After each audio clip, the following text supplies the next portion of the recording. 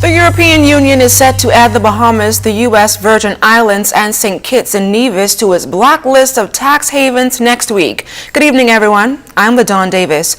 According to reports, the decision taken by EU tax experts is set to be endorsed by EU finance ministers at a regular monthly meeting on Tuesday, when the 28 EU governments are also expected to delist Bahrain, the Marshall Islands, and St. Lucia.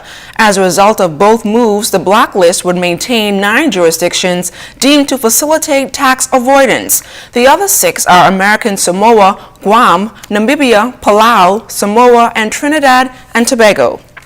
In response to that blacklisting, Deputy Prime Minister the Honorable Peter Turnquest says the Bahamas is disappointed to learn that the EU will be making a recommendation to include the Bahamas on the list of non-cooperative jurisdictions for tax purposes.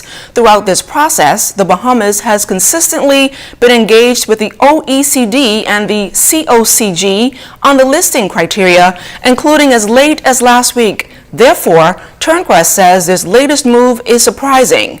In December 2017, the Bahamas signed onto the inclusive framework for the implementation of the Base Erosion Profit Shifting Initiative with the OECD. Now he says this solidified the country's international commitment to comply with measures to avoid tax planning strategies used by multinational companies to exploit gaps and mismatches in tax rules to artificially shift profits to jurisdictions where there is low or no actual economic activity. Now, as of March 2018, a total of 113 countries and territories have joined the BEPS inclusive framework. The Bahamas has taken immediate steps to reiterate its commitment to the European Commission with respect to the non-facilitation of offshore structures and arrangements in the jurisdiction aimed at attracting profits without real economic substance for a purpose of profit shifting. He also noted that legislation is currently being drafted to give effect to the implementation of the BEPS minimum standards and to address gaps in our current regulatory regime identified by the COCG. The finance minister says government anticipates that this legislation will be laid in the House of Assembly by April 2018.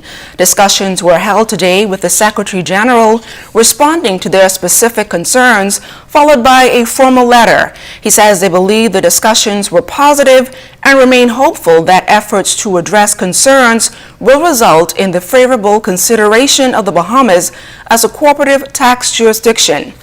The Deputy Prime Minister also says government will continue to demonstrate its commitment to international regulatory standards and initiatives, thereby ensuring that the Bahamas remains a clean, compliant, and cooperative jurisdiction.